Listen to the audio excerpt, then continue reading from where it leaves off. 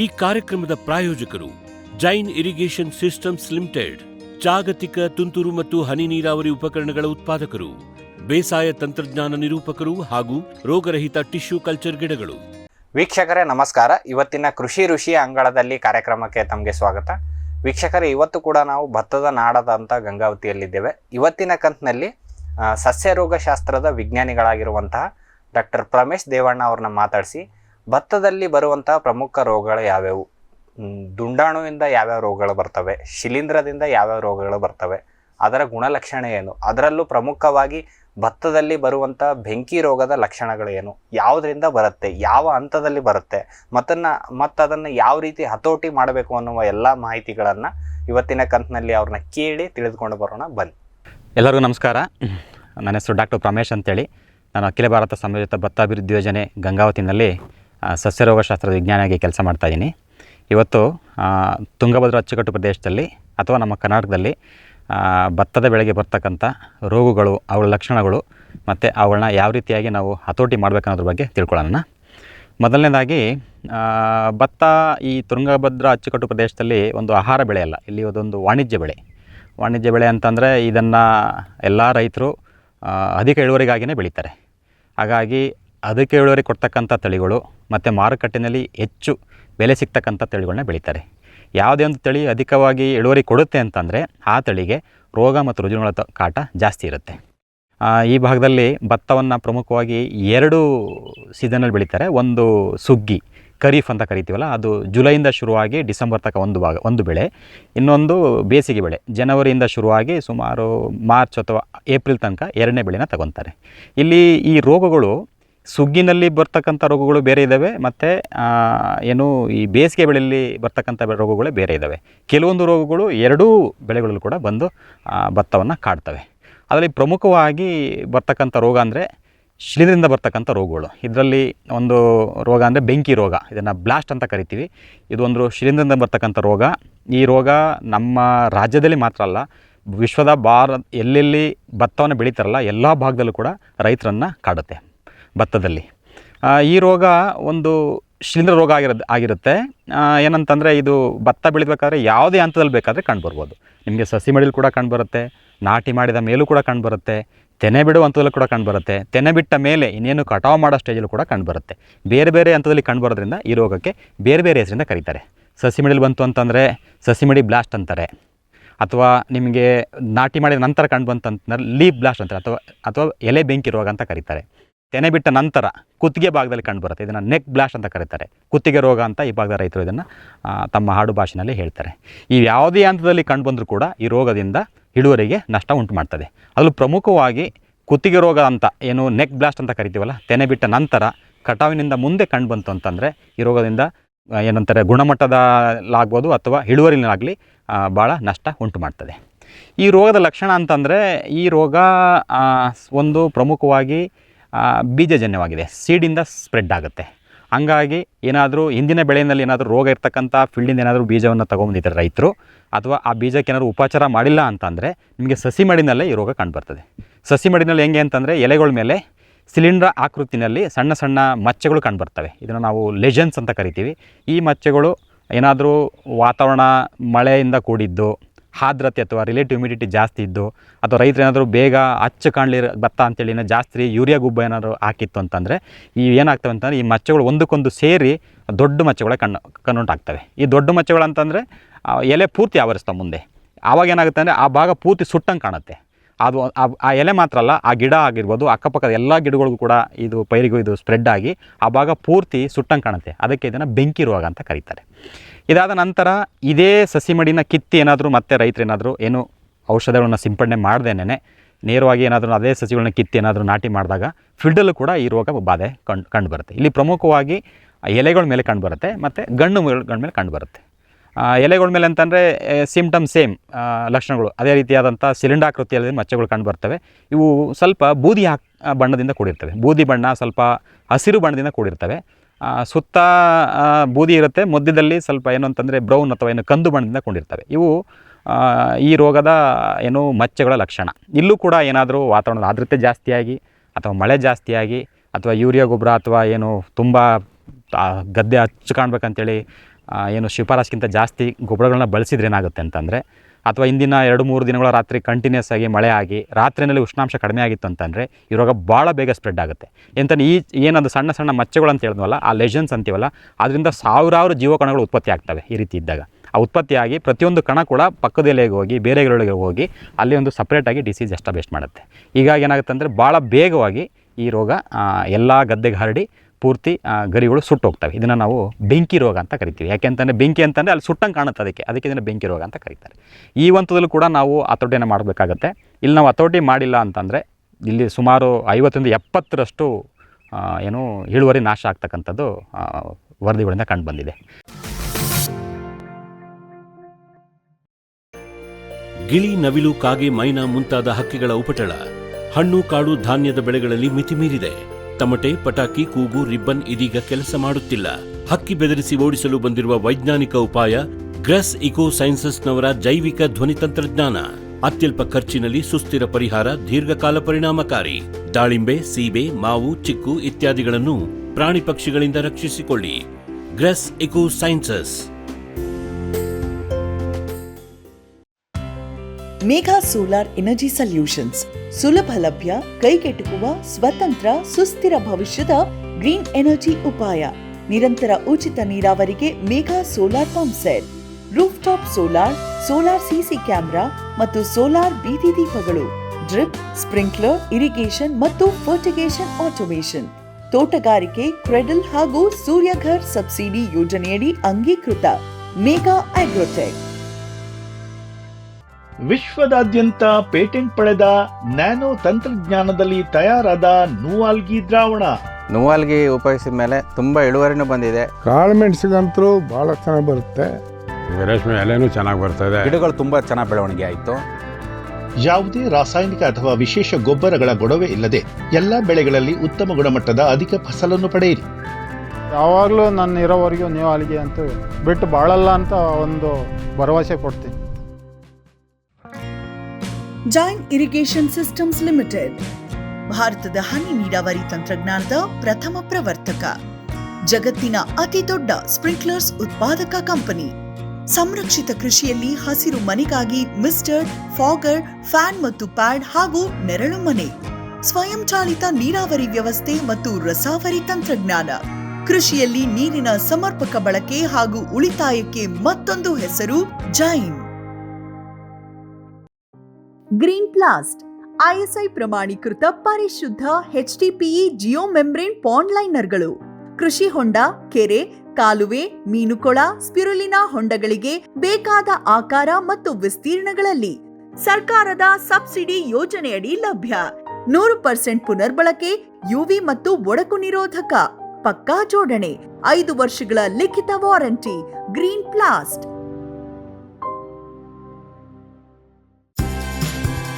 Kadamba agritech ರಾಜ್ಯದ ಜನಪ್ರಿಯ solar pump.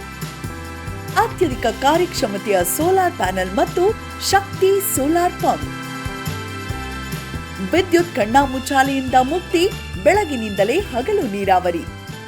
25 ವರ್ಷಕ್ಕೂ ಹೆಚ್ಚು ಬಾಳಿಕೆಯ ಸೋಲಾರ್ ಪ್ಯಾನೆಲ್ ಮತ್ತು ಸ್ಟೇನ್ಲೆಸ್ ಸ್ಟೀಲ್ ಸೋಲಾರ್ ಪಂಪ್. ನಂಬಿಕಾರ್ಹ ಸೋಲಾರ್ ಪಂಪಿಗೆ ರಾಜ್ಯದ ನಂಬರ್ 1 ಕಂಪನಿ ಕದಂಬ ಅಗ್ರಿಟೆಕ್. ಯಾವುದಾದ್ರೂ ಭಾಗಗಳಲ್ಲಿ ವರ್ಷ ಬ್ಲಾಸ್ಟ್ ರೋಗ ಬರುತ್ತೆ, ಬೆಂಕಿ ರೋಗನೇ ಬರ್ತಾ ಇರುತ್ತೆ ಅಂತಂದರೆ ಕೆಲವು ಭಾಗ ಇದ್ದಾವೆ. ಏನು ಈ ಮಳೆ ಆಶ್ರಿತ ಭತ್ತ ಬೆಳೀತಾರಲ್ಲ, ಎಲ್ಲಿರ್ಬೋದು ಪೊನ್ನಂಪೇಟೆ ಇರ್ಬೋದು, ಶಿರ್ಸಿ ಇರ್ಬೋದು, ಈ ಭಾಗದಲ್ಲಿ ಈ ರೋಗನ ಎಂಡಮಿಕ್ ಅಂತ ಕರಿತೀವಿ. ಅಂದರೆ ಅದೇ ಭಾಗದಲ್ಲಿ ರೋಗಾಣು ಜೀವನ ಮಾಡ್ತಾ ಇರುತ್ತೆ. ಹಂಗಾಗಿ ಏನಾದರೂ ಮಳೆ ಆಗಿತ್ತು, ಮಳೆ ವಾತಾವರಣ ಇತ್ತು ಅಂತಂದರೆ ರೈತರು ಇಲ್ಲಿ ಮುಂಜಾಗ್ರತಾ ಕ್ರಮವಾಗಿ ನಾವು ಏನು ಹತೋಟಿ ಕ್ರಮವನ್ನು ಕೈಗೊಳ್ಳಬೇಕಾಗ್ತದೆ. ರೋಗ ಬಂದ ನಂತರ ಕಂಟ್ರೋಲ್ ಮಾಡ್ತೀವಿ ಅಂತಂದರೆ ಕಂಟ್ರೋಲ್ ಆಗುತ್ತೆ, ಆದರೆ ಸ್ವಲ್ಪ ಡ್ಯಾಮೇಜ್ ಅಂತೂ ಮಾಡೇ ಮಾಡುತ್ತೆ. ಇದರಿಂದ ಸ್ವಲ್ಪ ಇಳುವರಿ ಲಾಸ್ ಆಗೋ ಸಾಧ್ಯತೆ ಜಾಸ್ತಿ ಇರುತ್ತೆ.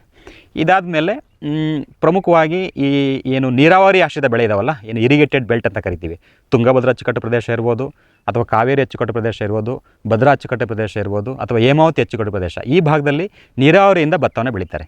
ನೀರಾವರಿ ಆಶ್ರಿತ ಭಾಗದಲ್ಲಿ ಭತ್ತದಲ್ಲಿ ಬೆಂಕಿ ರೋಗ ತೆನೆ ಬಿಟ್ಟ ನಂತರ ಹೆಚ್ಚಾಗಿ ಕಂಡುಬರುತ್ತೆ, ಭಾಳ ತೀವ್ರವಾಗಿ ಕಂಡುಬರುತ್ತೆ. ಇದನ್ನು ನೆಕ್ ಬ್ಲಾಸ್ಟ್ ಅಂತ ಕರಿತೀವಿ, ಅಥವಾ ಏನು ರೈತ ಭಾಷೆಯಲ್ಲಿ ಅದನ್ನು ಕುತ್ತಿಗೆ ರೋಗ ಅಂತ ಅಂತಾರೆ. ಇಲ್ಲಿ ಎಲೆ ಹಂತದಲ್ಲಾಗಲಿ ಸಸಿಮಡಿ ಹಂತದಲ್ಲಾಗಲಿ ಜಾಸ್ತಿ ಕಂಡುಬರಲ್ಲ. ಇಲ್ಲಿ ನೀರಾವರಿ ಆಶ್ರಿತ ಭಾಗದಲ್ಲಿ ಇಲ್ಲಿ ಕುತ್ತಿಗೆ ಅಥವಾ ಏನು ತೆನೆ ಬಿಟ್ಟ ನಂತರ ಕಂಡುಬರ್ತದೆ. ಇಲ್ಲಿ ತೆನೆ ಬಿಟ್ಟ ನಂತರ ಕಂಡುಬರೋದ್ರಿಂದ ಡೈರೆಕ್ಟಾಗಿ ತೆನೆಗೆ ಹೊಡೆಯೋದ್ರಿಂದ ರೋಗ ನೇರವಾಗಿ ಇಳುವರಿ ಲಾಸ್ ಆಗುತ್ತೆ. ಇಲ್ಲಿ ನಿಮಗೆ ಎಲೆ ಹಂತದಲ್ಲಿ ಬಂದಿತ್ತು ಅಂತಂದರೆ ನೀವು ಸ್ಪ್ರೇ ಮಾಡಿ ಗಿಡನ ರಿಕವರಿ ಮಾಡ್ಕೋಬೋದು. ಅದರಲ್ಲಿ ಗಿಡ ಆಲ್ರೆಡಿ ವಯಸ್ಸಾಗಿ ನೇನು ಕಟಾವಂತೂ ಬಂದಿರೋದ್ರಿಂದ ಇಲ್ಲಿ ಸ್ಪ್ರೇ ಮಾಡಿ ಮತ್ತೆ ನಾವು ರಿಕವರಿ ಮಾಡ್ಕೊತೀವಿ ಅಂತಂದರೆ ಕಷ್ಟ ಆಗುತ್ತೆ. ಇಲ್ಲಿ ನೇರವಾಗಿ ಇಳುವರಿ ಲಾಸ್ ಆಗುತ್ತೆ. ಇದನ್ನು ಕುತ್ತಿಗೆ ರೋಗ ಅಂತ ಕರೀತಾರೆ. ಇಲ್ಲಿ ಹೆಂಗೆ ಅಂತಂದರೆ ಯಾವ ಥರ ಲಕ್ಷಣ ಹೆಂಗಿರುತ್ತೆ ಅಂತಂದರೆ ಇಲ್ಲಿ ತೆನೆ ಬಿಟ್ಟ ನಂತರ ಏನು ಈ ಕುಸುಮ ಆಗಿ ಹಾಲು ಕಾಳುಗಟ್ಟುವಂಥ ಹಂತದಲ್ಲಿ ಕುತ್ತಿಗೆ ಭಾಗದಲ್ಲಿ ಏನು ಅಲ್ಲಿ ಬಾವುಟ ಎಲೆ ಇರುತ್ತಲ್ಲ, ಫ್ಲಾಗ್ ಲೀಫ್ ಅಂತೀವಲ್ಲ, ಆ ಎಲೆಗೆ ಅಟ್ಯಾಚ್ಮೆಂಟಿಂದ ಸ್ವಲ್ಪ ಮೇಲ್ಭಾಗದಲ್ಲಿ ಸ್ವಲ್ಪ ಕಪ್ಪುಗೆ ಮಚ್ಚೆಗಳು ಕಂಡುಬರ್ತವೆ. ಒಂಥರ ಬ್ಲಾಕ್ ಆಗಿ ಅಥವಾ ಕಂದು ಬಣ್ಣವಾಗಿ ಒಂದು ಮಚ್ಚೆಗಳು ಕಂಡುಬರ್ತವೆ. ಈ ಒಂತಲ್ಲಿ ನಾವೇನು ಸ್ಪ್ರೇ ಮಾಡಲಿಲ್ಲ ಅಥವಾ ನಾನು ಮೊದಲು ಹೇಳಿದಾಗೆ ವಾತಾವರಣದಲ್ಲಿ ಏನಾದ್ರೂ ಭಾಳ ಆರ್ದ್ರತೆ ಜಾಸ್ತಿ ಇತ್ತು, ರಿಲೇಟಿವ್ ಹ್ಯುಮಿಡಿಟಿ, ಅಥವಾ ಸ್ವಲ್ಪ ಏನಾದರೂ ಮಳೆ ಆಗಿತ್ತು, 2-3 ದಿನ ಏನಾದ್ರೂ ತುಂಬ ಏನು ಮೋಡ ಕವಿದ ವಾತಾವರಣ ಇತ್ತು, ಈ ರೀತಿ ಏನಾದರೂ ಆಯಿತು ಅಂತಂದರೆ ಏನಾಗುತ್ತೆ ಅಂತಂದರೆ ಈ ಒಂದು ರೋಗದ ತೀವ್ರತೆ ತುಂಬ ಜಾಸ್ತಿಯಾಗಿ ಕುತ್ತಿಗೆ ಪೂರ್ತಿ ಮುರಿದೋಗುತ್ತೆ. ಇಲ್ಲಿ ಏನಾಗುತ್ತೆ ಅಂತಂದರೆ ಹಾಲುಗಟ್ಟುವ ಮುಂಚೆ ಏನಾದ್ರೂ ಇಲ್ಲಿ ಈ ಲಕ್ಷಣ ಕಂಡುಬಂತಂದರೆ ತೆನೆ ಪೂರ್ತಿ ಜೊಳ್ಳಾಗುತ್ತೆ. ಯಾಕಂದರೆ ಹಾಲೇ ತುಂಬೋದಿಲ್ಲ. ತೆನೆ ಹಾಲುಗಟ್ಟಿದ ನಂತರ ಏನಾದರೂ ಕಂಡುಬಂತು ಅಂತಂದರೆ ಹಾಲು ಕಟ್ಟುತ್ತೆ, ಆದರೆ ತೆನೆ ಮುರಿದೋಗುತ್ತೆ. ತೆನೆ ಮುರಿದೋರು ಏನಾಗುತ್ತೆ ಅಂತ ನೀವು ಕಟಾವು ಮಾಡೋಕ್ಕಿಂತ ಮುಂಚೆನೇ ಆ ತೆನೆ ಮುರಿದು ಕೆಳ ಬಿದ್ದೋಗುತ್ತೆ, ಅಥವಾ ಅವು ಪರಿಪೂರ್ಣವಾಗಿ ಪಕ್ವ ಆಗೋದಿಲ್ಲ. ಅದು ಕಾಳುಗಳು ಈ ಪರಿಪೂರ್ಣ ಪಕ್ವಾಗಿಲ್ಲ ಏನಾಗುತ್ತೆ ಅಂತಂದರೆ ಅವು ತೂಕ ಬರೋದಿಲ್ಲ. ಒಂದು ತೂಕ ಬರೋದಿಲ್ಲ, ಅಥವಾ ಭತ್ತನ ಕಟಾವು ಮಾಡಿ ಅದು ಮಿಲ್ಲಿಗೆ ಕೊಟ್ಟಾಗ ಏನಾಗುತ್ತೆ ಅಂದರೆ ಪುಡಿ ಆಗ್ತಾವೆ, ಅದನ್ನು ನುಚ್ಚು ಅಂತ ಕರೀತಾರೆ. ಇವೆಲ್ಲವೂ ಕೂಡ ಒಂದು ಹಾನಿಯ ಲಕ್ಷಣಗಳು. ಹಾಗಾಗಿ ರೈತರು ನಾನು ಆಗಲೇ ಹೇಳ್ದಂಗೆ ಈ ಏನು ತುಂಗಭದ್ರಾ ಅಚ್ಚುಕಟ್ಟು ಪ್ರದೇಶ ಇರ್ಬೋದು, ಅಥವಾ ಕಾವೇರಿ ಅಚ್ಚುಕಟ್ಟು ಪ್ರದೇಶ ಇರ್ಬೋದು, ಭದ್ರಾ ಅಚ್ಚುಕಟ್ಟು ಪ್ರದೇಶ ಇರ್ಬೋದು, ಹೇಮಾವತಿ ಅಚ್ಚುಕಟ್ಟು ಪ್ರದೇಶ ಇರ್ಬೋದು, ಎಲ್ಲೆಲ್ಲಿ ನೀರಾವರಿ ಆಶ್ರಿತವಾಗಿ ಭತ್ತವನ್ನು ಬೆಳೀತಾರೆ, ಏನಾದರೂ ತೆನೆ ಬಿಟ್ಟ ಹಂತದಲ್ಲಿ ಅದು ಸೈಕ್ಲೋನ್ ಎಫೆಕ್ಟಿಂದನೋ ಬೇರೆ ಯಾವುದೋ ಒಂದು ಪ್ರಭಾವದಿಂದ ಏನಾದರೂ ಮಳೆ ಆಗೋ ಲಕ್ಷಣ ಇತ್ತು, ಮೋಡ ಕವಿದ ವಾತಾವರಣ ಇತ್ತಂದರೆ ದಯವಿಟ್ಟು ಈ ರೋಗಕ್ಕೆ ನೀವು ಹತೋಟಿ ಕ್ರಮವಾಗಿ ಮುನ್ನೆಚ್ಚರಿಕಾ ಕ್ರಮವಾಗಿ ಏನು ಶಿಲೀಂಧ್ರನಾಶಕಗಳು ಇರ್ಬೋದು ಏನಾದ್ರೂ ಸ್ಪ್ರೇ ಮಾಡೋದ್ರಿಂದ ಇದರಿಂದ ಆಗ್ತಕ್ಕಂಥ ಹಾನಿಯನ್ನು ನಾವು ಕಡಿಮೆ ಮಾಡ್ಬೋದು. ಇದು ಈ ರೋಗದ ಲಕ್ಷಣಗಳು. ಮುಂದೆ ಈ ರೋಗವನ್ನು ನಾವು ಯಾವ ರೀತಿ ಕಂಟ್ರೋಲ್ ಮಾಡಬೇಕು, ಇದಕ್ಕೆ ನಾವು ಸಮಗ್ರ ರೋಗ ನಿರ್ವಹಣಾ ಕ್ರಮಗಳನ್ನು ಕೈಗೊಳ್ಳಬೇಕಾಗ್ತದೆ. ಇದು ಒಂದು ನಾನು ಆಗಲೇ ಹೇಳ್ದಂಗೆ ಈ ಬೆಂಕಿ ರೋಗ ಇದೆಯಲ್ಲ, ಇದು ಶಿಲೀಂಧ್ರದಿಂದ ಬರ್ತಕ್ಕಂಥ ರೋಗ ಮತ್ತು ಬೀಜದಿಂದ ಹೆಚ್ಚಾಗಿ ಹರಡುತ್ತೆ. ಇದನ್ನು ಸೀಡ್ ಬಾರ್ನ್ ಡಿಸೀಸ್ ಅಂತ ಕರಿತೀವಿ. ಅದಕ್ಕಾಗಿ ರೈತರು ಪ್ರಮುಖವಾಗಿ ಒಂದು ಸರ್ಟಿಫೈಡ್ ಸೀಡ್ಸ್, ಏನು ರೋಗ ಇಲ್ದಿರ್ತಕ್ಕಂಥ ಗದ್ದೆಯಿಂದ ಮಾಡಿರ್ತಕ್ಕಂಥ ಬೀಜಗಳನ್ನೇ ಖರೀದಿ ಮಾಡಬೇಕು, ಅದನ್ನೇ ಬಳಸಬೇಕು. ಅಥವಾ ಅವರಿಗೆ ಅದ್ರ ಬಗ್ಗೆ ನಂಬಿಕೆ ಇಲ್ಲ, ಅಲ್ಲಿ ರೋಗ ಇಲ್ಲ ಅನ್ನೋದು ನಂಬಿಕೆ ಇಲ್ಲ, ಅಥವಾ ಅದ್ರ ಬಗ್ಗೆ ಶ್ಯೂರಿಟಿ ಇಲ್ಲ ಅಂತಂದರೆ ರೈತರು ದಯವಿಟ್ಟು ಬೀಜೋಪಚಾರವನ್ನು ಮಾಡಿ ಬೀಜಗಳನ್ನು ಬಿತ್ತೋಕ್ಕಿಂತ ಮುಂಚೆ ಯಾವುದಾದ್ರೂ ಒಂದು ಶಿಲೀಂಧ್ರನಾಶಕದಲ್ಲಿ ಅದನ್ನು ಉಪಚಾರ ಮಾಡಿ ಬಿತ್ತೋದ್ರಿಂದ ಬೀಜಜನ್ಯವಾಗಿ ಬರ್ತಕ್ಕಂಥ ರೋಗಾಣುಗಳನ್ನು ತಡೆದು ನಾವು ಈ ರೋಗವನ್ನು ಹತೋಟಿ ಮಾಡ್ಬೋದು. ಎರಡನೇದಂತಂದರೆ ರೋಗ ನಿರೋಧಕ ತಳಿಗಳು. ರೋಗ ನಿರೋಧಕ ತಳಿಗಳು ಅಂತಂದರೆ ಭತ್ತದ ಬೆಂಕಿ ರೋಗಕ್ಕೆ ವಿಶ್ವದಾದ್ಯಂತ, ಭಾರತದಾದ್ಯಂತ ಮತ್ತು ನಮ್ಮ ರಾಜ್ಯದಲ್ಲಿ ಸಾಕಷ್ಟು ಸಂಶೋಧನೆಗಳಾಗಿ ಸುಮಾರು ಏನು ರೋಗ ನಿರೋಧಕ ತಳಿಗಳು ಇದ್ದಾವೆ. ಇವುಗಳಲ್ಲಿ ಯಾವುದಾದ್ರೂ ಒಂದನ್ನು ಆಯ್ಕೆ ಮಾಡ್ಕೊಂಡು ರೈತರು ಬಿತ್ತನೆ ಮಾಡಬೇಕು. ಇಲ್ಲಿ ಏನಾಗುತ್ತೆ ಅಂತಂದರೆ ರೋಗ ನಿರೋಧಕ ತಳಿ ಇದ್ದರೂ ಕೂಡ ರೈತರಿಗೆ ಅವರಿಗೆ ಬೇಕಾದಂಥ ಒಂದು ಕಾಳಿನ ಮಾದರಿ ಮುಖ್ಯ ಆಗ್ತದೆ. ಸಣ್ಣಕ್ಕಿ ಇದೆಯಾ, ದಪ್ಪಕ್ಕಿ ಈ ರೀತಿಯಾದಂಥ ಒಂದು ರೈತರಿಗೆ ಪ್ರಿಫರೆನ್ಸ್ ಇರೋದ್ರಿಂದ ಈಗ ನಮ್ಮಲ್ಲಿ ಎಲ್ಲ ಗುಣಮಟ್ಟ ಕಾಳುಗಳ ಮಾದರಿಗೂ ಕೂಡ ಹೊಂದುವಂತಹ ಏನು ನಿರೋಧಕ ತಳಿಗಳು ಲಭ್ಯವಿದ್ದಾವೆ. ಇವುಗಳನ್ನ ರೈತರು ಖರೀದಿ ಮಾಡಿ ಅವುಗಳನ್ನ ಬಳಸೋದು ಒಳ್ಳೆಯದು. ಉದಾಹರಣೆಗೆ ನಮ್ಮ ತುಂಗಭದ್ರಾ ಅಚ್ಚುಕಟ್ಟು ಪ್ರದೇಶಕ್ಕೆ ಬೆಂಕಿ ರೋಗಕ್ಕೆ ನಿರೋಧಕತೆ ಅಥವಾ ಸಹಿಷ್ಣುತೆ ಇರ್ತಕ್ಕಂಥ ತಳಿಗಳು ನಮ್ಮ ಗಂಗಾವತಿಯ ಭತ್ತ ಸಂಶೋಧನಾ ಕೇಂದ್ರಗಳು ಕೂಡ ರಿಲೀಸ್ ಮಾಡಿದ್ದೀವಿ. ಅಷ್ಟೇ ಅಲ್ಲದೆ ಭಾರತೀಯ ಭತ್ತ ಅಭಿವೃದ್ಧಿ ಸಂಸ್ಥೆ ಹೈದರಾಬಾದಿಂದ ಕೂಡ ಸಾಕಷ್ಟು ತಳಿಗಳನ್ನು ರಿಲೀಸ್ ಮಾಡಿದ್ದಾರೆ. ಉದಾಹರಣೆಗೆ IIR 93R ಅಂತಕ್ಕಂಥ ಒಂದು ತಳಿ, ಇದು ಸೋನಾ ಮಸೂರಿ ಕ್ವಾಲಿಟಿನೇ ಇದೆ. ಈ ತಳಿಯಲ್ಲಿ ಏನಂತಂದರೆ ಬೆಂಕಿ ರೋಗ ಬರೆದಿರ್ತಕ್ಕಂಥ ಶಕ್ತಿಯನ್ನು ಹೊಂದಿದೆ. ಇದೇ ರೀತಿಯಾಗಿ ಸಾಕಷ್ಟು ತಳಿಗಳನ್ನ ಆ ಸಂಸ್ಥೆಯಿಂದ ರಿಲೀಸ್ ಆಗಿದ್ದಾವೆ. ರೈತರು ಅದರ ಉಪಯೋಗ ಪಡ್ಕೊಳ್ಳೋದ್ರಿಂದ ಏನಂತಂದರೆ ಈ ಬೆಂಕಿ ರೋಗವನ್ನು ಹತೋಟಿ ಮಾಡ್ಬೋದು. ಇಲ್ಲಿ ಏನಂತಂದರೆ ಬೇರೆ ಯಾವುದೇ ಕ್ರಮಗಳಿಗಿಂತ ನಾವು ನಿರೋಧಕ ತಳಿಗಳನ್ನ ಬಳಸೋದು ಏನು ಅಡ್ವಾಂಟೇಜ್ ಅಂತಂದರೆ ಆ ತಳಿಗೆ ರೋಗ ನಿರೋಧಕ ಶಕ್ತಿ ಇತ್ತು ಅಂತಂದರೆ ಬೇರೆ ಯಾವುದೇ ಅವಶ್ಯಕತೆ ಇರೋದಿಲ್ಲ. ಶಿಲೀಂಧ್ರನಾಶಕನೂ ಬೇಕಾಗಲ್ಲ, ಬೀಜೋಪಚಾರನೂ ಬೇಕಾಗಲ್ಲ, ಮತ್ತು ಯಾವುದೇ ರೀತಿಯಾದಂಥ ಹತೋಟಿ ಕ್ರಮಗಳ ಅವಶ್ಯಕತೆ ಇರೋದಿಲ್ಲ. ಈಗ ನಿರೋಧಕ ತಳಿಗಳು ಏನಂತಂದರೆ ಈ ವರ್ಷ ಬಂದಂಥ ತಳಿ ಭಾಳ 16 ವರ್ಷಗಳ ಕಾಲ ಅದು ರೆಸಿಸ್ಟೆಂಟ್ ಇರುತ್ತೆ ಅಂತ ಹೇಳೋಕ್ಕಾಗಲ್ಲ. ನಿರೋಧಕತೆ ಅಂತಕ್ಕಂಥದ್ದು ಬ್ರೇಕ್ ಆಗುತ್ತೆ 4-5 ವರ್ಷಗಳ ನಂತರ, 5-6 ವರ್ಷಗಳ ನಂತರ ಬ್ರೇಕ್ ಆಗುತ್ತೆ. ಆ ಹಂತದಲ್ಲಿ ರೈತರು ಏನು ಮಾಡ್ಬೇಕಂತಂದರೆ ಬೇರೆ ತಳಿಯನ್ನು ತಗೊಂಡು ಇದೇ ರೀತಿ ನಿರೋಧಕ ಶಕ್ತಿ ಇರ್ತಕ್ಕಂಥ ತಳಿಯನ್ನು ತಗೊಂಡು ಬಿತ್ತನೆ ಮಾಡಬೇಕು. ಇಲ್ಲ ಅಂತಂದರೆ ನಿರೋಧಕ ತಳಿಗಳ ಜೊತೆಗೆ 4-5 ವರ್ಷ ಒಂದೇ ತಳಿಯನ್ನು ಬಿತ್ತನೆ ಮಾಡಿ ಆ ಭಾಗದಲ್ಲಿ ಆ ರೋಗಾಣು ಆ ತಳಿಗೆ ರೆಸಿಸ್ಟೆಂಟ್ ಬ್ರೇಕ್ ಮಾಡ್ತಕ್ಕಂಥ ಒಂದು ಮಾರ್ಪಾಡನ್ನು ಪಡ್ಕೊಬಿಡುತ್ತೆ, ಶಕ್ತಿ ಪಡ್ಕೊಬಿಡುತ್ತೆ ರೋಗಾಣು. ಇದನ್ನು ತಡೆಯೋಕ್ಕೋಸ್ಕರ ರೈತರು ಏನು ಮಾಡೋಕ್ಕಂತಂದರೆ ಸಮಗ್ರ ಏನು ರೋಗ ನಿರೋಧಕ ಕ್ರಮಗಳನ್ನು ಅನುಸರಿಸಬೇಕಾಗ್ತದೆ. ರೋಗ ನಿರೋಧಕ ತಳಿಗಳ ಜೊತೆಯಲ್ಲಿ ಬೇರೆ ಕ್ರಮಗಳು, ಉದಾಹರಣೆ ಹೇಳ್ದಂಗೆ ಬೀಜೋಪಚಾರ ಮಾಡಬೇಕಾಗತ್ತೆ.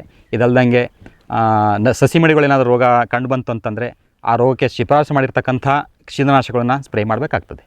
ಆಮೇಲೆ ಎಷ್ಟು ಆ ಭಾಗಕ್ಕೆ ಒಂದು ಎಕರೆಗೆ ಅಥವಾ ಒಂದು ಹೆಕ್ಟೇರಿಗೆ ಎಷ್ಟು ಶಿಫಾರಸು ಮಾಡಿರ್ತಾರೆ ಅಷ್ಟೇ ರಸಗೊಬ್ಬರಗಳನ್ನು ಬಳಸಬೇಕಾಗ್ತದೆ. ಉದಾಹರಣೆಗೆ ಈ ಸಾರಜನಕ ಗೊಬ್ಬರಗಳು, ಉದಾಹರಣೆ ಏನು ಯೂರಿಯಾ ಅಂತ ಕರಿತೀವಲ್ಲ, ಅದನ್ನು ಎಕರೆಗೆ ಸುಮಾರು 150 kgಯಷ್ಟು ಶಿಫಾರಸು ಮಾಡಿರ್ತಾರೆ ಒಂದು ಎಕರೆಗೆ. ಅಷ್ಟನ್ನೇ ರೈತರು ಏನು ಬಳಸೋದ್ರಿಂದ ಏನಾಗುತ್ತೆ ಅಂತಂದರೆ ಈ ರೋಗದ ತೀವ್ರತೆಯನ್ನು ಕಡಿಮೆ ಮಾಡ್ಬೋದು. ಮಂಗ, ಹಂದಿ, ಕಾಡೆಮ್ಮೆ, ಜಿಂಕೆ, ಆನೆ ಮುಂತಾದ ವನ್ಯ ಪ್ರಾಣಿಗಳ ಕಾಟದಿಂದ ಬೇಸತ್ತಿದ್ದೀರಾ? ಚಿಂತಿಸಬೇಡಿ. ಗ್ರಾಸ್ ಇಕೋಸೈನ್ಸಸ್ ಅವರ ಜೈವಿಕ ಧ್ವನಿ ತಂತ್ರಜ್ಞಾನ ನಿಮ್ಮ ನೆರವಿಗಿದೆ. ಕಾಫಿ, ಕೋಕೋ, ತೆಂಗು, ಅಡಿಕೆ, ದಾಳಿಂಬೆ, ಬಾಳೆ, ಹೂ, ಹಣ್ಣು, ತರಕಾರಿ, ಭತ್ತ, ಕಬ್ಬು ಬೆಳೆ ಸಂರಕ್ಷಿಸಿ. ಅಂತಾರಾಷ್ಟ್ರೀಯ ತಂತ್ರಜ್ಞಾನ, ಕೈಗೆಟುಕುವ ಬೆಲೆ.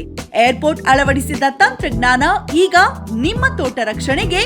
ಗ್ರಾಸ್ ಇಕೋಸೈನ್ಸಸ್. ಬ್ಯಾರಿಕ್ ಸೆಂಟರ್ ಫೆರ್ಮೋನ್ ಟ್ರಾಪ್ಸ್ನೊಂದಿಗೆ ರೇನೋಸಾರಸ್ ದುಂಬಿ ಮತ್ತು ಕೆಂಪು ಮೂತಿ ಹುಳುಗಳಿಂದ ತೆಂಗು, ತಾಳೆ, ಅಡಿಕೆ ಮರಗಳ ಸಂರಕ್ಷಣೆ. ತರಕಾರಿ ಮತ್ತು ಹಣ್ಣಿನ ಬೆಳೆಗಳಲ್ಲಿ ಹಣ್ಣಿನ ನೊಣಗಳ ನಿಯಂತ್ರಣಕ್ಕೆ ಬ್ಯಾರಿಕ್ ಸ್ಕ್ಯಾಚ್ ಫ್ರೂಟ್ ಫ್ಲೈ ಹಾಗೂ ವೆಜಿಟೇಬಲ್ ಫ್ಲೈ ಟ್ರ್ಯಾಪ್. ರಸ ಹೀರುವ ಕೀಟಗಳನ್ನು ಹಿಡಿಯಲು ಬಣ್ಣದ ಕ್ರೋಮ್ಯಾಟಿಕ್ ಸ್ಟಿಕ್ಕಿ ಟ್ರ್ಯಾಪ್ಸ್. ಪೇಟೆಂಟ್ ಹೊಂದಿದ ತಂತ್ರಜ್ಞಾನ, ದೀರ್ಘಕಾಲದವರೆಗೂ ಬಾಳಿಕೆ.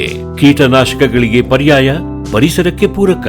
ಸುಸ್ಥಿರ ಸಾವಯವ ಕೃಷಿಗಾಗಿ ಬ್ಯಾರಿಕ್ಸ್. ಭೂಮಿದೀಪ ಸಾರಜನಕ, ರಂಜಕ ಒದಗಿಸುವ ಸೂಕ್ಷ್ಮಾಣುಜೀವಿ ಮಿಶ್ರಿತ ಸಮೃದ್ಧ ಸಾವಯವ ಎರೆಗೊಬ್ಬರ. ಕಾಳು ಮೆಣಸಿಗೆ ಟ್ರೈಕೋಡರ್ಮಾ ಸಂವರ್ಧಿತ ವಿಶೇಷ ಎರೆಗೊಬ್ಬರ. ಕುದುರೆ, ಹೇಸರಗತ್ತೆ, ಲದ್ದಿಯ ಅಧಿಕ ಪೌಷ್ಟಿಕಾಂಶದ ಅಶ್ವಸಾರ ಎರೆಗೊಬ್ಬರ. ಎನ್ಪಿಕೆ, ಲಘು ಮತ್ತು ಸೂಕ್ಷ್ಮ ಪೋಷಕಾಂಶಗಳು, ಸಸ್ಯ ಪ್ರಚೋದಕಗಳು ಹಾಗೂ ಹಾರ್ಮೋನುಗಳ ಆಗರ. ಭೂಮಿದೀಪ ಎರೆಗೊಬ್ಬರ.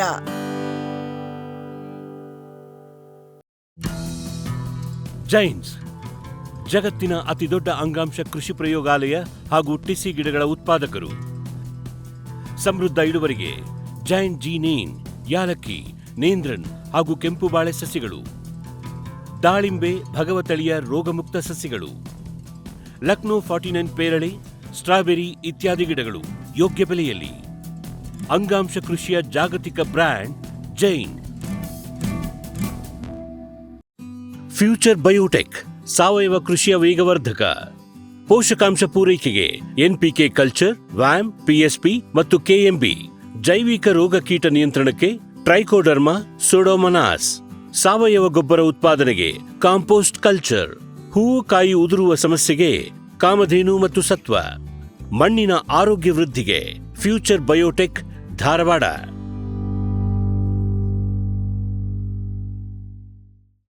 ಸಮೃದ್ಧ ಸಾವಯವ ಗೊಬ್ಬರ, ಎಂಎಸ್ಜಿಪಿ ಮತ್ತು ಕೆಸಿಡಿಸಿ ಉತ್ಪಾದನೆ, ಫಾರ್ಮ್ ಟಿವಿಯಿಂದ ಸರಬರಾಜು. ಅತಿ ಕಡಿಮೆ ಬೆಲೆಗೆ ಅತ್ಯುತ್ತಮ ಗೊಬ್ಬರ. ಇಲ್ಲ ಭಾರಲೋಹ, ಕೃಷಿ ವಿಶ್ವವಿದ್ಯಾಲಯದಿಂದ ಪರೀಕ್ಷಿತ. ಸಾವಯವ ಇಂಗಾಲ, ಎನ್ಪಿಕೆ, ಪಿಎಚ್, ಇಸಿ ಎಲ್ಲ ನಿಗದಿತ ಮಿತಿಯಲ್ಲಿ. ಅಡಿಕೆ, ತೆಂಗು, ಬಾಳೆ, ಕಾಫಿ, ದಾಳಿಂಬೆ, ದ್ರಾಕ್ಷಿ, ಕಬ್ಬು, ಭತ್ತ, ಜೋಳ, ಹತ್ತಿ ಹೀಗೆ ಎಲ್ಲಾ ಬೆಳೆಗಳಿಗೂ ಪ್ರಶಸ್ತ. ಜೀವಂತ ಮಣ್ಣು, ಸಮೃದ್ಧ ಬೆಳೆ. ಅತ್ಯಧಿಕ ಲಾಭಕ್ಕೆ ಬಳಸಿ ಸಿಟಿ ಕಾಂಪೋಸ್ಟ್.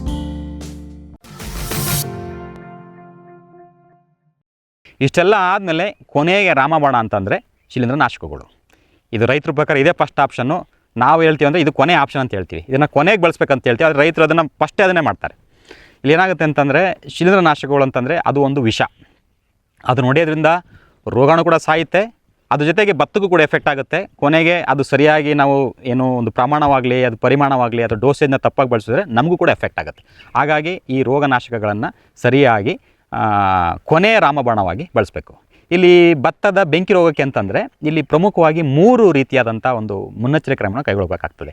ಎಲ್ಲ ರೋಗನಾಶಕಗಳು, ಶಿಲೀಂಧ್ರನಾಶಕಗಳು ಬೆಂಕಿ ರೋಗಕ್ಕೆ ರೆಕಮೆಂಡೆಡ್ ಇರೋದಿಲ್ಲ, ಅದಕ್ಕೆ ಶಿಫಾರಸು ಮಾಡಿರೋದಿಲ್ಲ. ಒಂದು ಏನಂತಂದರೆ ಶಿಫಾರಸು ಮಾಡಿರ್ತಕ್ಕಂತಹ ಶಿಲೀಂಧ್ರನಾಶಕಗಳನ್ನೇ ಖರೀದಿ ಮಾಡ್ಬೇಕು ರೈತರು. ಎರಡನೇದು ಡೋಸೇಜ್ ಅಂತಂದರೆ ಎಷ್ಟು ಪ್ರಮಾಣದಲ್ಲಿ ಹೊಡಿಬೇಕಂತೇಳಿ.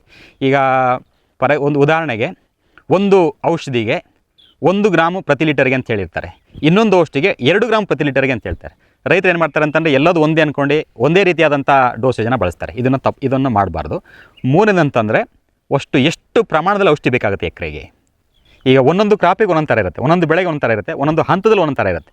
ಈಗ ನಾಟಿ ಮಾಡಿದ ಸ್ವಲ್ಪ ದಿನದಲ್ಲಿ ಒಂದು 15-20 ದಿನದಲ್ಲಿ ಅದಕ್ಕೆ ಬೇಕಾಗ್ತಕ್ಕಂಥ ನೀರಿನ ಪ್ರಮಾಣ ಸುಮಾರು 180-200 ಲೀಟ್ರ್ ಅಷ್ಟೇ ಸಾಕು. ಆದರೆ ತೆನೆ ಬಿಡುವ ಹಂತದಲ್ಲಿ ಭಾಳ ಗರಿ ಇರ್ತವೆ, ಭತ್ತ ಚೆನ್ನಾಗಿ ಬೆಳೆದಿರುತ್ತೆ, ಭಾಳ ಮರಿ ಇರ್ತವೆ, ಟಿಲ್ಲರಿಂಗ್ ಜಾಸ್ತಿ ಆಗಿರುತ್ತೆ. ಆವಾಗ ಔಷಧಿ ಪ್ರಮಾಣ ಜಾಸ್ತಿ 250-300 ಲೀಟ್ರ್ ತನಕ ಬೇಕಾಗಿರುತ್ತೆ. ಈ ಮೂರನ್ನು ತುಂಬ ನಾಜೂಕಾಗಿ ತುಂಬ ಬುದ್ಧಿವಂತಿಕೆಯಿಂದ ರೈತರು ಅನುಸರಿಸಬೇಕು. ಮೊದಲನೇದು ಶಿಫಾರಸು ಮಾಡಿರ್ತಕ್ಕಂಥ ಶಿಲೀಂಧ್ರನಾಶಕಗಳು ಯಾವ್ಯಾವಪ್ಪ ಅಂತಂದರೆ, ಭತ್ತಕ್ಕೆ ಸಂಶೋಧನೆಯಿಂದ ಏನಾಗಿದೆ ಅಂತಂದರೆ ಟ್ರೈಸೈಕ್ಲೋಜೋಲ್ ಅಂತಕ್ಕಂಥ ಒಂದು ಶಿಲೀಂಧ್ರನಾಶಕ, ಇದನ್ನು ಪ್ರತಿ ಲೀಟರ್ ನೀರಿಗೆ 0.6 ಗ್ರಾಮ್ ಅಥವಾ 10 ಲೀಟರ್ ನೀರಿಗೆ 6 ಗ್ರಾಮ್ ಅಷ್ಟನ್ನು ಮಿಶ್ರಣ ಮಾಡಿ ಸ್ಪ್ರೇ ಮಾಡಬೇಕು. ಇದರಿಂದ ರೋಗ ಕಂಟ್ರೋಲ್ ಆಗುತ್ತೆ. ಇದು ಔಷಧಿ ಇಲ್ಲ ಅಂತಂದರೆ ಇನ್ನೊಂದು ಔಷಧಿ ಇದೆ, ಟ್ರಿಫ್ಲಾಕ್ಸಿಸ್ಟ್ರಾಬಿನ್ ಪ್ಲಸ್ ಟೆಬಿಕೆನೋಜೋಲ್ ಅಂತಕ್ಕಂಥ ಔಷಧಿ. ಇದು 2 ಔಷಧಿಗಳನ್ನು ಆಲ್ರೆಡಿ ಇದರಲ್ಲಿ ಮಿಕ್ಸ್ ಮಾಡಿರ್ತಾರೆ. ಇದನ್ನು ಸುಮಾರು 1 ಲೀಟರ್ ನೀರಿಗೆ 0.4 ಗ್ರಾಮ್ ಅಥವಾ 10 ಲೀಟರ್ ನೀರಿಗೆ 4 ಗ್ರಾಮ್ನಷ್ಟನ್ನು ಮಿಕ್ಸ್ ಮಾಡಿ ಸ್ಪ್ರೇ ಮಾಡಬೇಕು. ಇಲ್ಲ ಅಂತಂದರೆ ಇನ್ನೊಂದು ಪಿಕಾಕ್ಸಿಸ್ಟ್ರಾಬಿನ್ ಅಂತ ಒಂದು ಔಷಧಿ ಇದೆ, ಇದನ್ನು 1 ಲೀಟರ್ ನೀರಿಗೆ 1 ಗ್ರಾಮ್ ಅಷ್ಟನ್ನು ಮಿಕ್ಸ್ ಮಾಡಿ ಸ್ಪ್ರೇ ಮಾಡಬೇಕು. ಪಿಕಾಕ್ಸಿಸ್ಟ್ರಾಬಿನ್ ಪ್ಲಸ್ ಟ್ರೈಸೈಕ್ಲೋಜೋಲ್ ಅಂತ ಒಂದು ಕಾಂಬಿನೇಷನ್ ಇದೆ. ಇವೆಲ್ಲ 100 ಔಷಧಿಗಳಿದ್ದಾವೆ ಭತ್ತದಲ್ಲಿ ಬೆಂಕಿ ರೋಗಕ್ಕೆ. ಆ ರೋಗಕ್ಕೆ ಶಿಫಾರಸು ಮಾಡಿರ್ತಕ್ಕಂಥ ಶಿಲೀಂಧ್ರನಾಶಕಗಳನ್ನೇ ನಾವು ಬಳಸಬೇಕಾಗ್ತದೆ. ಇಲ್ಲಿ ನಾನು ಡೋಸೇಜು ಯಾಕೆ ನಾನು ತುಂಬ ಸ್ಟ್ರೆಸ್ ಮಾಡಿ ಹೇಳ್ತಾ ಇದ್ದೀನಿ ಅಂತಂದರೆ, ಈಗ ನಾನು ಟ್ರೈಸೈಕ್ಲೋಜೋಲನ್ನ 0.6 ಗ್ರಾಮ್ ಪ್ರತಿ ಲೀಟರ್ಗೆ ಅಂತ ಹೇಳಿದೆ. ಇದರ ಅರ್ಥ ಏನಂತಂದರೆ, ನೀವು 0.6 ಗ್ರಾಮ್ಸ್ ಇಲ್ಲಿ ಒಟ್ಟು 4 ಜೀವಿಗಳು ಇರ್ತವೆ. ಒಂದು ಭತ್ತ, ಇನ್ನೊಂದು ರೋಗಾಣು, ಇನ್ನೊಂದು ನಾವು, 4ನೇದು ಹಸುಗಳು. ಅವು ಕೂಡ ಹುಲ್ಲನ್ನು ತಿಂದು ಬದುಕ್ತವೆ. ಈ 0.6 ಗ್ರಾಮ್ನ ಸ್ಪ್ರೇ ಮಾಡೋದ್ರಿಂದ ಇದರಿಂದ ಜಾಸ್ತಿ ರೋಗಾಣುಗೆ ಎಫೆಕ್ಟ್ ಆಗುತ್ತೆ. ಉಳಿದಂಥ 3 ಜೀವಿಗಳು, ಭತ್ತಕ್ಕಾಗಲಿ, ನನಗಾಗಲಿ, ಅಕ್ಕಿ ತಿನ್ನೋ ನನಗಾಗಲಿ ಅಥವಾ ಹುಲ್ಲು ತಿನ್ನೋ ದನಗಳಿಗಾಗಲಿ ಎಫೆಕ್ಟು ಕಡಿಮೆ ಆಗುತ್ತೆ ಅಷ್ಟೇ. ನೀವು ಡಬಲ್ ಮಾಡಿದ್ರೆ ಅಂತೇಳಿ ಅದನ್ನು 0.6 ಗ್ರಾಮ್ ಹಾಕೋದು ಬದಲು 1 ಗ್ರಾಮ್ ಪರ್ ಲೀಟರ್ ಅಂತ ಹಾಕೋದು ಅಂತ ಹೇಳಿರಿ. ಅಂದರೆ ನೀವು ಡೋಸೇಜ್ ಡಬಲ್ ಮಾಡಿದ್ರೆ ಅಂತ ಅಂದ್ಕೊಳ್ರಿ. ನೋ ಡೌಟ್ ಅದು ಪೆಥೋಜನ್ಗೆ ಎಫೆಕ್ಟ್ ಆಗುತ್ತೆ, ಜಾಸ್ತಿ ಎಫೆಕ್ಟ್ ಆಗುತ್ತೆ. ಅದ್ರ ಜೊತೆಯಲ್ಲಿ ಭತ್ತಕ್ಕೂ ಕೂಡ ಎಫೆಕ್ಟ್ ಮಾಡುತ್ತೆ, ಅದರಲ್ಲಿ ರೆಸಿಡ್ಯೂ ಉಳ್ಕೊಂಡು ಹುಲ್ಲಲ್ಲೂ ಕೂಡ ಉಳ್ಕೊಂಡು ದನಗಳಿಗೂ ಕೂಡ ಎಫೆಕ್ಟ್ ಮಾಡುತ್ತೆ. ಕೊನೆಗೆ ಅದು ಹಾಲನ್ನು ನಾವೇ ಕುಡಿತೀವಿ. ಇನ್ನೊಂದು ಹಕ್ಕಿನಲ್ಲಿ ಉಳ್ಕೊಂಡು ನಮಗೆ ಕೂಡ ಎಫೆಕ್ಟ್ ಮಾಡುತ್ತೆ. ಇನ್ನೊಂದು ಏನಾಗುತ್ತೆ ಅಂತ, ನೀವು ಡೋಸೇಜ್ನ ಡಬಲ್ ಮಾಡೋದ್ರಿಂದ ಏನಾಗುತ್ತೆ ಅಂತಂದರೆ, ಆ ರೋಗಾಣುನಲ್ಲಿ ನಿರೋಧಕತೆ ಶಕ್ತಿ ಜಾಸ್ತಿ ಆಗ್ತಾ ಹೋಗುತ್ತೆ. ಯಾಕಂದರೆ ಪ್ರಕೃತಿ ದತ್ತವಾಗಿ ಆ ಜೀವಿಗೂ ಕೂಡ ಬದುಕತಕ್ಕಂಥ ಹಕ್ಕಿರುತ್ತೆ. ಪ್ರಕೃತಿಯಲ್ಲಿ ನಾನು ಒಬ್ಬ ಜೀವಿನೇ, ಭತ್ತನೂ ಕೂಡ ಜೀವಿನೇ, ಶಿಲೀಂಧ್ರ ಕೂಡ ಜೀವಿನೇ. ನಾವು ಶಿಲೀಂಧ್ರ ಅಷ್ಟೇ ನನಗಷ್ಟೇ ಪೆಥೋಜನ್, ಅದು ಭತ್ತಕ್ಕಷ್ಟೇ ಪೆಥೋಜನ್. ಆದರೆ ಪ್ರಕೃತಿ ದೃಷ್ಟಿಯಲ್ಲಿ ಅದು ಕೂಡ ಒಂದು ಜೀವಿ.